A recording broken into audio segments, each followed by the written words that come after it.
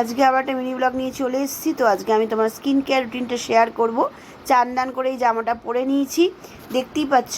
তো চলো কি কি করি সেগুলো তোমাদের সাথে আমি দেব। তো এখানে দেখো আমি একটা ছোট্ট আয়না নিয়ে নিয়েছি। তো আয়নাটা এখানে রেখেছি। আর স্নান দান করার পর বাইরে এসে বসেছি, যেহেতু এখানে আমি একটা টেবিল রেখেছি। তো প্রথমেই দেখো আমি টোনারটা অ্যাপ্লাই করে নেব মুখে ভালো করে, কিন্তু ফেস ওয়াশটা অবশ্যই দরকার। তারপরে টোনারটা একটু অ্যাপ্লাই করে নেব একদম ঘরোয়াভাবে, কোনো মেকআপ টেকআপের আগে না। তোমরা এভাবে কিন্তু স্কিন কেয়ার করতে পারো। তারপরে সিরাম লাগিয়ে নিচ্ছি।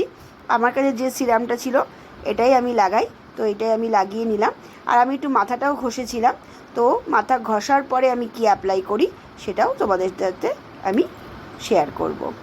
তো চলো দেখো অনেকটা সুন্দর করে ড্যাব ড্যাব করে নিলাম। তো অনেকটাই বেশ ভালো লাগছে দেখতে। চুলটাও আঁচড়াতে হবে।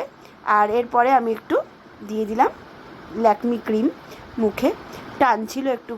আর এখানে সিরাম দিলাম, দেখতেই পেলে। তো আমি চুলে শ্যাম্পু করার পর সিরামটা অবশ্যই কিন্তু অ্যাপ্লাই করি, তাতে চুলটা অনেকটাই স্মুথ হয়ে যায়। আর জটটাও পড়ে না, চুলটাও ওঠে না। জট না পড়লে চুলটাও উঠবে না। তো পুরোপুরি রেডি হয়ে গেছি। এবার সিঁদুরটা পরে নেব। সিঁদুরটা পরে নেওয়ার পরে অবশ্যই তোমরা বলো কেমন লাগছে। তো প্রতিদিনই আমি কিন্তু স্নানের পর এইটুকুনি করেই থাকি, তোমরাও অবশ্যই করো।